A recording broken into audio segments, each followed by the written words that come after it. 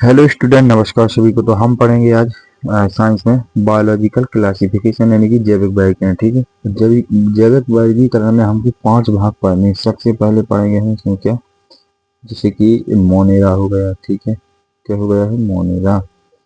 और इसमें अगला पढ़ेंगे हम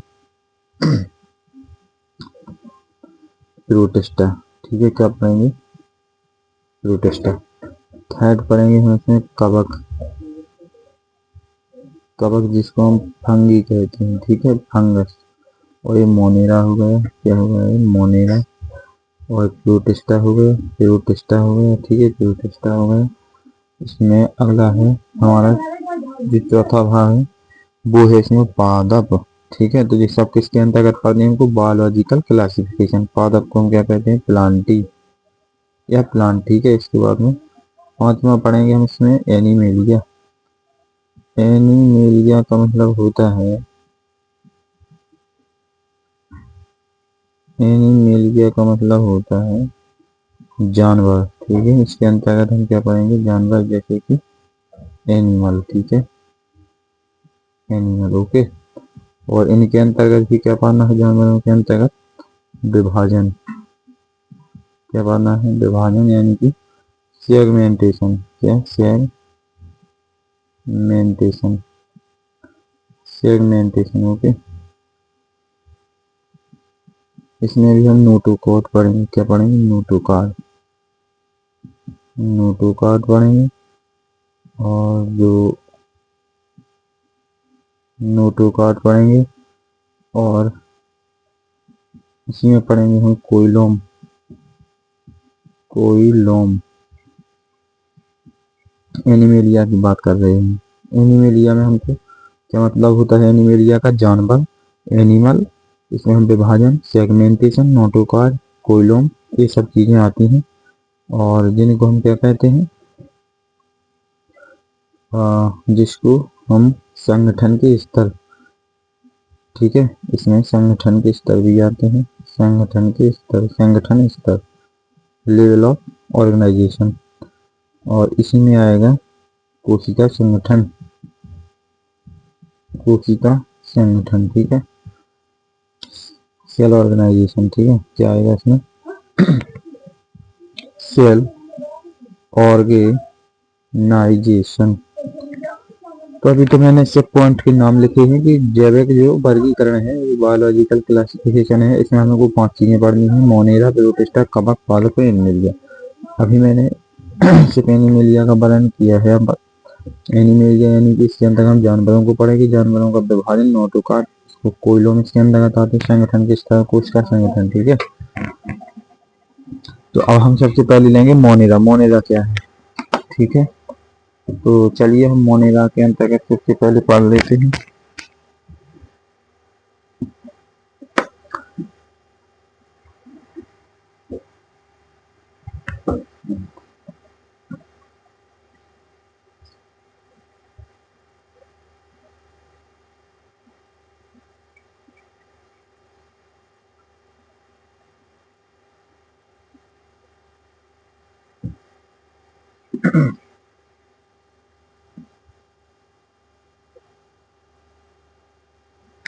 मोनेरा क्या होता है, तो इसके अंतर्गत क्या आती है, प्रोकैरियोटिक कोशिका।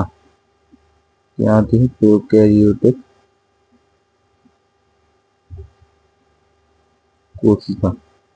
ठीक है, किसके अंदर आती है, मोनेरा के अंदर। प्रोकैरियोटिक कोशिका को इंग्लिश में भी प्रोकैरियोटिक ही कहते हैं। ठीक है, कैरियोटिक सेल, प्रोकैरियोटिक सेल। ठीक है, इसके अंतर्गत आपको बैक्टीरिया मिलेंगे। क्या मिलेंगे, बैक्टीरिया। ठीक है, तो प्रोकैरियोटिक कोशिका बैक्टीरिया किसे, मोनेरा में आती है। ठीक है, और इसमें बैक्टीरिया भी आते हैं, इसमें नीले हरे शैवाल भी आते हैं, नीले हरे शैवाल। इंग्लिश में कहें तो ब्लू ग्रीन एलगी। ठीक है, ब्लू ग्रीन एलगी। इसी में आता है माइकोप्लाज्मा, माइको प्लाज्मा, ठीक है।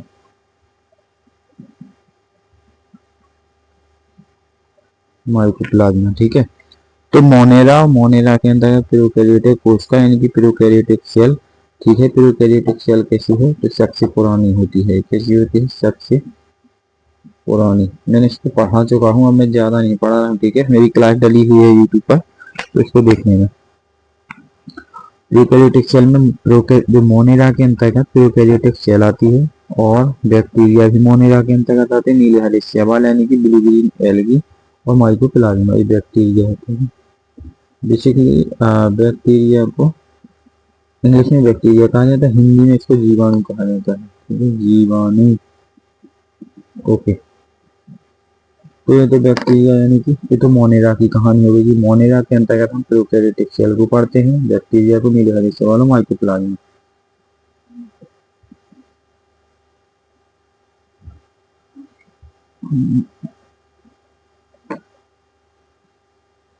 अगला हमारा जो पॉइंट है वो है प्रोटिस्टा। दूसरा है प्रोटिस्टा, ठीक है। Protista, okay. इसके अंतर्गत क्या क्या आता है, तो प्रोटिस्टा के अंतर्गत क्या क्या आता है, सबसे पहले तो इसमें हम देखेंगे कि इसके अंतर्गत, प्रोटिस्टा के अंतर्गत प्रोटोजोआ क्या आता है, प्रोटोजोआ, ठीक है। और इसी के अंतर्गत आता है अमीबा, क्या आता है, अमीबा, ठीक है, अमीबा। और इसी के अंतर्गत मिलेगा आपको माइकोप्लाज्मोडियम, प्लाज्मोडियम, ठीक है। इस प्लाज्मोडियम लिखा है, ओके, प्लाज्मोडियम।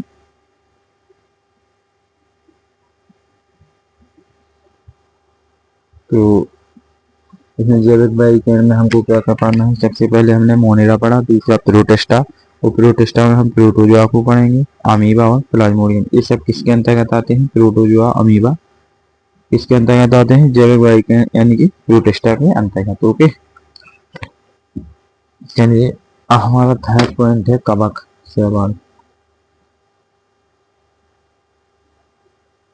क्या है हमारा तीसरा, कवक। कवक क्या काम करते हैं, इनको हम इंग्लिश में फंगस कहते हैं, और प्रकाश संश्लेषण नहीं कहते हैं। क्या नहीं कहते, प्रकाश संश्लेषण नहीं कहते, प्रकाश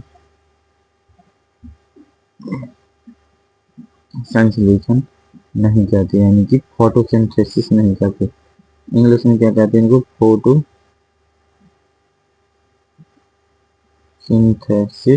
ठीक है, ये नहीं कहते। जब अपने भोजन के लिए, जब अपने भोजन के लिए कवक अपने भोजन के लिए कहाँ पर जाते हैं, तो शैवाल के पास, ठीक है, शैवाल के पास जाते हैं, ओके, ठीक है। तो जो कवक हैं इनके अंतर्गत प्रकाश संश्लेषण यानी कि फोटोसिंथेसिस नहीं होता है, और अपने भोजन के लिए कहाँ पर जाते हैं, शैवाल के पास, क्योंकि ये स्वयं निर्मित नहीं कर पाते हैं। भोजन बनाने के लिए हमेशा प्रकाश संश्लेषण की आवश्यकता होती है, और प्रकाश संश्लेषण यानी कि शैवाल, एलगी तो करता है बट फंगस नहीं करता है, तो ये शैवाल के पास जाता है भोजन के लिए। समझ में आई बात मैं क्या कह रहा हूँ।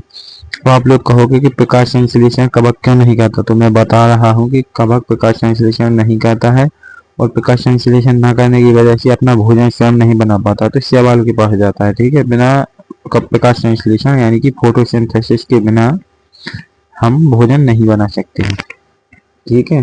तो अब हम अगला पॉइंट डालते हैं पर चौथा, चौथा क्या था हमारा, चौथा क्या था, पादप।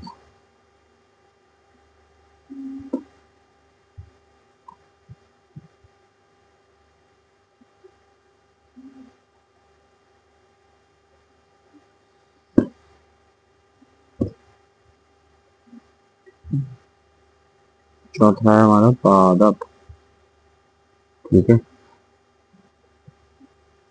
प्लांट। इसमें हमको पढ़ना है थैलोफाइटा, क्या क्या पढ़ना है इस नाम को? थैलोफाइटा। दूसरा ब्रायोफाइटा।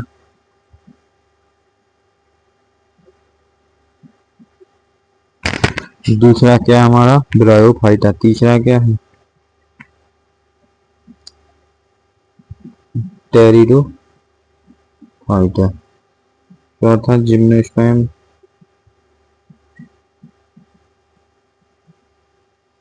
और पांचवा एंजियोस्पर्म।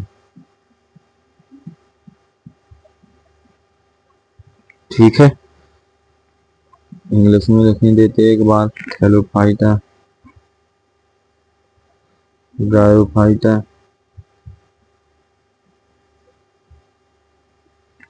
टेरिडोफाइटा, फिर टेरिडोफाइटा,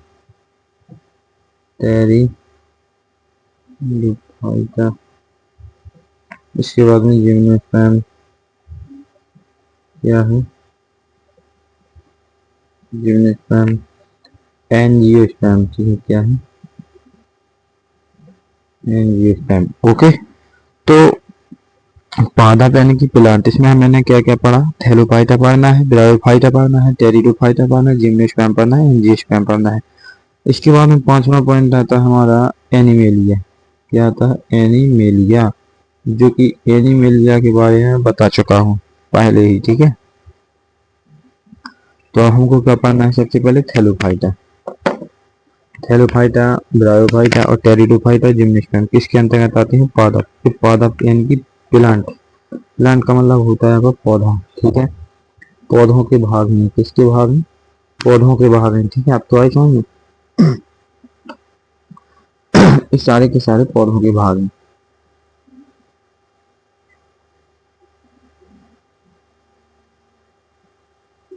चलिए,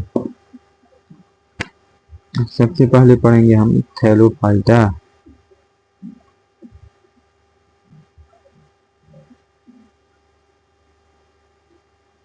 थैलोफाइटा।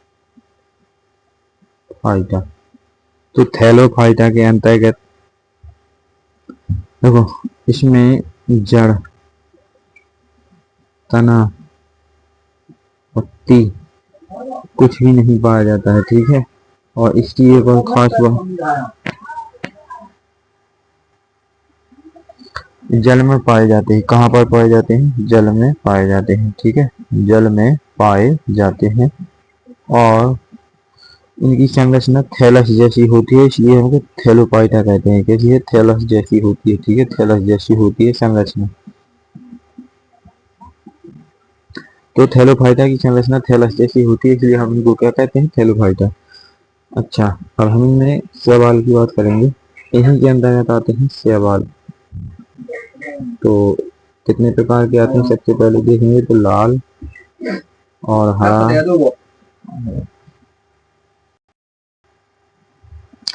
तो इसके अंतर्गत कैसे शैवाल आते हैं? लाल, हरा और भूरा। ठीक है, तो लाल को हम कहते हैं रोडोफाइसी। क्या कहते हैं? रोडोफाइसी। और इसको हम कहते हैं हरे। हरे को कहते हैं क्लोरोफाइसी। क्लोरोफाइसी। ठीक है, तो यहाँ पर यदि आप लोगों को नहीं दिख रहा तो मैं एक बार इसको मिटा देता हूँ। ओके, देखो, थैलोफाइटा के अंदर मैंने जो अभी पढ़ा इसका तो नोट्स बना लेना, और अब मैं जो पढ़ा रहा हूँ उसको इसके नीचे लिख लेना। ठीक है, तो इसके अंदर शैवाल आते हैं। क्या आते हैं? शैवाल, जैसे कि लाल और हरा और भूरा। ठीक है, इसके शैवाल के प्रकार हैं, जिसको हम रोडोफाइसी कहते हैं। रोडोफाइसी। हरे को हम क्लोरोफाइसी कहते हैं। क्लोरोफाइसी। क्या कहते हैं? क्लोरोफाइसी। और भूरे को हम क्या कहते हैं? थियोफाइसी। थियोफाइसी। ठीक है, इसके उदाहरण क्या हो सकते हैं? थैलोफाइटा के जो उदाहरण है, इसके जो उदाहरण है वो क्या क्या है? तो इसके उदाहरण में आएगा जैसे कि स्पायरोगारा, स्पायरोगारा, कोमाकारा, इसके उदाहरण है। ठीक है, ये जो पौधे होते हैं पौधे के उदाहरण है। ठीक है, थैलोफाइटा पौधा पौधे के उदाहरण है। स्पायरोगारा पौधा होता है, कारा होता है। ठीक है, बोल बॉक्स होता है। बोल, बॉक्स, ये पौधे के नाम है। ओके, फ्यूकस, ये पौधे के नाम है, इसके अंतर्गत आते हैं पौधे। तो थैलस जैसी संरचना होने के कारण थैलोफाइटा कहते हैं। और ये जल में होते हैं, और भी कहाँ पाए जाते हैं, जल में। अभी मैंने लिखवा दिया, सब बता दिया, तो क्या हुआ, आगे मिलेगा वीडियो में, तो इसको लिख लेना, ठीक है। अभी आप लोग नहीं समझते मेरी बात, बट मैंने कंप्लीट साइंस का जो पोर्शन है मैं यहाँ पर दे रहा हूँ आपको, और थ्योरी क्लास में दे रहा हूँ, ताकि आपका एमसीक्यू कंप्लीट हो जाएगा। अब पढ़ना इसके अंतर्गत मुझको, मैंने अभी थैलोफाइटा पढ़ा, अब ब्रायोफाइटा। ब्रायोफाइटा होता क्या है, तो ब्रायोफाइटा के अंदर थोड़ा सा जड़ होती है, थोड़ा तना होता है, थोड़ी पत्ती होती है। कैसी होती है, थोड़ी थोड़ी जड़, थोड़ी तना, थोड़ी पत्ती होती है, ठीक है। अच्छा, ये सब थोड़ा थोड़ा होता है, और जल प्लस थल दोनों में पाए जाते हैं ये पौधे, दोनों में पाए जाते हैं पौधे। कौन से, ब्रायोफाइटा। ब्रायोफाइटा जड़ और जल और थल दोनों में पाए जाते हैं, इसीलिए इनको उभयचर कहते हैं। क्या कहते हैं, उभयचर, ठीक है, उभयचर कहते हैं। इसके उदाहरण क्या है, तो उदाहरण देख लीजिएगा आप लोग। इसके उदाहरण में देखेंगे हम, तो मोसिस, मोसिस एक पौधा है। कैसा पौधा है, ब्रायोफाइटा है। उसके बाद में हॉर्नवाइट, हॉर्नवाइट, ठीक है। लिवरवाइट, क्या है, लिवरवाइट, लिवरवाइट, ठीक है। तो ये सब इसके उदाहरण हैं, जैसे कि मोसेस हुआ, हॉर्नवाइट और लिवरवाइट। मेरे पास ये मेरा डिजिटल बोर्ड नहीं है, ठीक है। यदि मेरा ये डिजिटल बोर्ड होता तो मैं तुरंत निकाल करके बता देता कि मोसेस पौधा कैसा होता, हॉर्नवाइट कैसा होता, लिवरवाइट कैसा होता, बट मैंने नाम बता दी, तो आप गूगल पर सर्च कर सकते हैं। ओके। और बेसिकली कोई यूट्यूब पर भी जो जिसके पास डिजिटल बोर्ड होता है वो भी नहीं बताएगा, क्योंकि उनके पास इतना टाइम नहीं होता है कि वो आपको मोसेस, हॉर्नवाइट, लिवरवाइट बताएगा। वो तो उदाहरण दे देगा, आपको गूगल करने पड़ेंगे। ओके। और बता देंगे तो कोई अच्छी बात है, यदि कोई भी आपको पौधों के बारे में बताता है कंप्लीटली तो अच्छा है, बट मेरे पास डिजिटल बोर्ड नहीं है, तो मैंने इसके बारे में कंप्लीट बायोडाटा दे दिया है, ठीक है। और भी आते हैं, जैसे कि मार्केशिया हुआ, मार्केशिया, तो इनके मतलब क्या हुआ, हमें एक बात बताइए आप लोग। इसका मतलब जब हम इस पौधे को देख लेंगे तभी तो पता चलेगा, जब मैं नहीं देख सकता तो इनको उदाहरण से क्या मतलब, बस दो चार उदाहरण बहुत है, काफी है। तो चलिए अब हम बात करते हैं इसका तीसरा भाग, पादप का तीसरा, पादप के अंदर तीसरा भाग हमको कौन सा पढ़ना है, किसके अंदर, पादप यानी पौधों के अंदर हमको तीसरा भाग कौन सा पढ़ना है। तीसरा भाग है टेरिडोफाइटा, टेरिडोफाइटा। इसको ऐसा लिखा जाता है पीटेरिडो फाइटा। अगर इसकी हम बात करें तो इसमें जड़, तना, पत्ती पूर्ण रूप से पाए जाते हैं, ठीक है।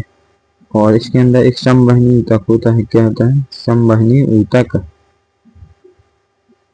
यानी कि vascular tissue, vascular tissue. Okay. और संवहनी ऊतक का मतलब होता है जाइलम, एक साइड होता है फ्लोएम, ठीक है। जल का संवहन जाइलम करता है, जाइलम जल का संवहन करता है, ठीक है। क्या करता है, जल का संवहन। फ्लोएम भोजन का संवहन करता है, किसका, भोजन का संवहन। ओके। तो इतनी मैंने लिखवा दी कहानी। इसके उदाहरण क्या है टेरिडोफाइटा के, तो इसके कुछ कुछ उदाहरण मैं बता देता हूँ, जैसे कि इसके में सिलेंजिनेला हुआ। क्या हुआ, सिलेंजिनेला,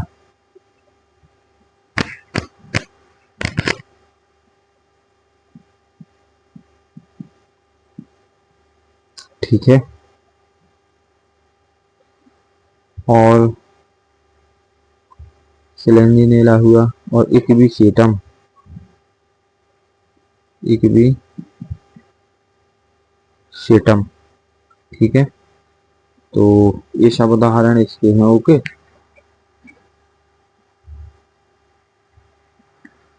ठीक है, तो यहाँ पर मेरा जैविक वर्गीकरण समाप्त होता है, और ये मेरी यूट्यूब की क्लास है, तो यूट्यूब की क्लास पर मैंने जितना दे सकता हूँ उतना दे दिया है, और इतना ही यूट्यूब की क्लास के लिए बहुत है। ठीक है, मैंने कम्प्लीटली मैं बता दूं तो मेरा ये क्लास पाने के बाद भी आपको ये फील नहीं होगा कि मैंने जब वो जो बायोलॉजिकल क्लासिफिकेशन है वो नहीं पढ़ा, ये तो फील होगा ही नहीं, क्योंकि मैं इस तरीके से नहीं पढ़ाता हूँ। जो मैं चीज़ें दे रहा हूँ पर वो ऐसा नहीं है, हर एक टीचर भी देते हैं, अच्छी बात है, बट मेरी ये चीज़ें आपको पेड बैच में देखने को मिलेगी, यूट्यूब पर नहीं मिलेगी, आपको पेड बैच में देखने को मिलेगी। आप एक बार इसको मिला लेना, ठीक है, किसी भी यूट्यूब की क्लास से। तो ठीक है दोस्तों, और अब हम बात करेंगे किसी भी स्टूडेंट को यदि पेड बैच की ज़रूरत है। पेड बैच जानते हो आप लोग, कंप्लीटली बैच, ठीक है। तो जिनको पेड बैच की ज़रूरत है वो मानवेंद्र क्लासेस यूट्यूब चैनल पर जा करके, मानवेंद्र क्लासेस, इसी चैनल पर मानवेंद्र क्लासेस क्लासेस, ठीक है, यूट्यूब चैनल पर जा करके क्या करना है, एप्लीकेशन का लिंक लगा हुआ है, एप्लीकेशन का लिंक, ठीक है, उसको डाउनलोड करना है एप्लीकेशन को। इसके बाद एप्लीकेशन डाउनलोड होने के बाद जिसको भी बैच चाहिए, चाहे पॉलिटी का हो, चाहे साइंस का हो, ठीक है, चाहे चाहे साइंस का हो और चाहे हिस्ट्री का हो। तो मैं बेसिकली बता दूं, मैं जीएस का टीचर हूं, तो मैं पॉलिटी, हिस्ट्री और साइंस में अच्छे से पढ़ा लेता हूं। इसलिए जिसको भी बैच चाहिए तो अभी 50% ऑफ चल रहा है। कूपन कोड लगाना पड़ेगा आपको MC098, इस पर आपको 50% डिस्काउंट मिल जाएगा, ठीक है, 50% डिस्काउंट। ओके, तो आज के लिए बस इतना ही है। जिसको भी ज़रूरत है तो वो बैच ले सकता है। मैं कंप्लीटली उनको टेस्ट सीरीज हर एक चीज़ प्रोवाइड करूँगा, और मैं उनका ऐसा हिस्ट्री करवाऊँगा, ऐसा पॉलिटी के, दोबारा उनको कहीं से साइंस या हिस्ट्री या पॉलिटी के बैच के लिए भाग दौड़ नहीं करनी पड़ेगी। ओके, तो जय हिंद दोस्तों, और वीडियो को ज़्यादा से ज़्यादा शेयर कर देना, ताकि जो भी विद्यार्थी हैं जो कम पैसे में बैच परचेस कर पाते हैं, ज़्यादा नहीं दे पाते, उनके लिए मेरा बैच सफिशियंट है। तो उनका भला आपके एक वीडियो शेयर करने से हो सकता है, ठीक है। तो जय हिंद दोस्तों, मिलते हैं कल।